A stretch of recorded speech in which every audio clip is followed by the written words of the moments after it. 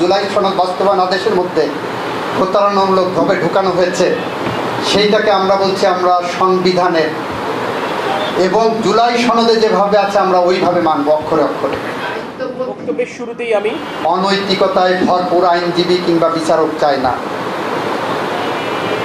আমরা এমন একটি বিচার ব্যবস্থা চাই যে বিচার ব্যবস্থা শুধুমাত্র অর্থনৈতিকভাবেই দুর্নীতিমুক্ত হবে না, ইন্টেলেকচুয়ালি তারা দুর্নীতিগ্রস্ত হবে না, এরকম একটি বিচার ব্যবস্থা আমরা চাই।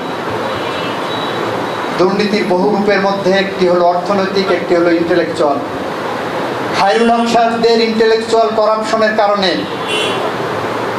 গত 17 বছর প্রায় সময় বাংলাদেশের হাজার হাজার মানুষ ক্রসফায়ারের শিকার হয়েছে, শত শত মানুষ গুমের শিকার হয়েছে। 60 লক্ষের উপর বিএনপির নেতাকর্মীর বিরুদ্ধে মিথ্যা গায়েবী মামলা হয়েছে, যে মামলার আসামির তালিকায় এমন লোকজন আছে যারা মামলার যে ঘটনার তারিখ দেখানো হচ্ছে তার 10 থেকে 15-20 বছর আগে কবরে শায়িত হয়েছেন। আমরা ইন্টেলেকচুয়াল করাপশনের জায়গাও রাখতে চাই না বন্ধুরা আমার। সেই কারণেই বলেছি সচিবালয় আইনটা আমরা আরও বেশি যাচাই বাছাই করে পর্যবেক্ষণ করে এমন একটি আইন আনতে চাই যেখানে সত্যিকার অর্থে বিচারকরা সাংবিধানিকভাবে যে পথ নির্দেশ করা আছে সেই পথে হেঁটে যেতে পারেন। এটাই আমাদের লক্ষ্য। এখানে কোনো ইটস অ্যান্ড বাটস নাই, এখানে কোনো অন্য কোনো এজেন্ডা নাই। এইটা নিয়ে এক শ্রেণীর মানুষ রাজনীতি করার চেষ্টা করছেন।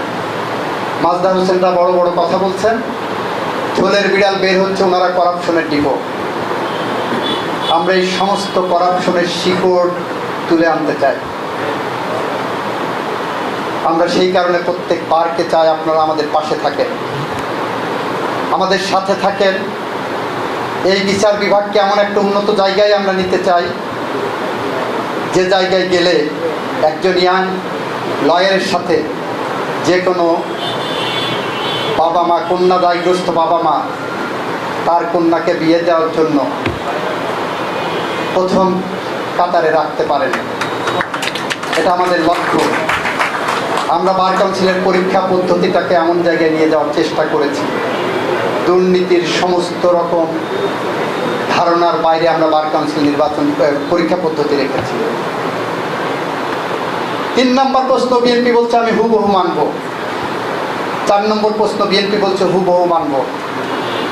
4টা প্রশ্নের 3.5টা প্রশ্ন আমরা হুবহু মানছি গণভোটে, আর অর্ধেক প্রশ্ন যেটা গণভোট অধ্যাদেশের মধ্যে বা জুলাই সনদ বাস্তবায়ন আদেশের মধ্যে প্রতারণামূলকভাবে ঢুকানো হয়েছে, সেইটাকে আমরা বলছি আমরা সংবিধানের এবং জুলাই সনদে যেভাবে আছে আমরা ওইভাবে মানব অক্ষরে অক্ষরে।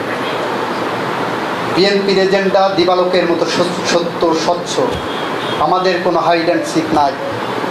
পার্লামেন্টে প্রশ্ন তুলেছিলেন, আমরা ডিবেটে অংশগ্রহণ করেছি। আমরা বলেছি বিএনপি তার অঙ্গীকারের জায়গা থেকে এক বিন্দু পরিমাণ সরে আসেনি। বিএনপি জুলাই সনদকে ধারণ করে, বিএনপির ধমনীতে জুলাই সনদ। বিএনপি বিশ্বাস করে জুলাই সনদ যেমন বিপ্লবীদের, অভ্যুত্থানকারীদের রক্তে লেখা, ঠিক সেই জুলাই সনদের পিছনে আরও বেশি 17 বছর 16 বছরের গল্প আছে, যে গল্পের নায়কেরা 4,500-এর মতো ক্রসফায়ারের শিকার হওয়া মানুষ, যে গল্পের নায়কেরা 700 গুম হওয়ার পরিবার বা গুম হওয়ার সদস্যরা, যে গল্পের নায়কেরা 60 লক্ষের উপরে বিএনপি নেতাকর্মীরা, যে গল্পের নায়কেরা মাঠ ঘাট খাল বিল পেরিয়ে গত 16 বছরের স্বৈরাচার বিরোধী সংগ্রামে রাজপথ দখল করেছিল। আমরা স্পষ্টভাবে বলেছি, যারা বলছেন 71 না 24 না 71, আমরা বলছি এই বিভক্তির কোনো জায়গা নাই। 71 তার জায়গায় স্বমহিমায় আছে। 71 ছিল বলে আজকে আমরা বাংলাদেশি। আমরা বলছি এর সাথে 90 যোগ হবে। 90 ছিল বলে 90-এর গণঅভ্যুত্থানের মধ্য দিয়ে আজকের সংসদীয় গণতন্ত্রে আমরা ফিরেছি। আমরা বলছি একইভাবে 24 আমার জীবনের অবিচ্ছেদ্য অংশ। আমরা একটার সাথে আর একটা প্রথিত করেছি। সুতরাং যারা বিএনপিকে নিয়ে মিথ্যা প্রচারণায় নামছেন তাদের উদ্দেশ্যে বলছি, এই বিভক্তি রাজনীতি থেকে ফিরে আসুন। 10 বছর পরে তনু হত্যা মামলার প্রথম আসামি অ্যারেস্ট হয়েছে। আমরা এমন একটি স্বপ্নের বাংলাদেশ ধরে এগিয়ে যাচ্ছি, আমাদের পাশে থাকেন। একটি গণঅভ্যুত্থান উত্তর বাংলাদেশে আমরা যে পরিস্থিতিতে এসেছি, একদিকে অর্থনৈতিকভাবে অলরেডি ঝুঁকির মধ্যে ছিল, তারপরে যুদ্ধ শুরু হয়েছে। আমাদের মাননীয় প্রতিমন্ত্রী বলেছেন তেলের দাম বাড়ার বিষয়ে। এরকম একটি নাজুক অর্থনৈতিক মধ্যেও আমরা এতদিন তেলের দাম বাড়াইনি। আমরা বাংলাদেশের মানুষের পাশে আছি, স্বপ্নের সাথে আছি। আমরা ব্যর্থ হলে এই বাংলাদেশ গভীর অন্ধকারের দিকে এগিয়ে যাবে।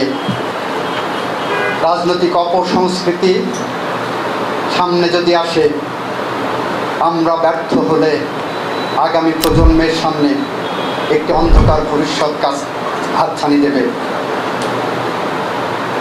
তখন কবি হেলাল হাফিজের ভাষায় আমরা উত্তর পুরুষের ভীরুকা পুরুষের উপমা হব। আমরা সেটা চাই না।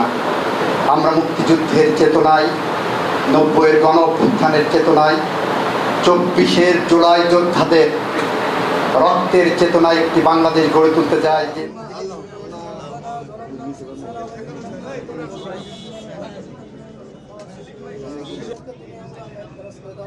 رب العالمين تدق الشكر كما شكرت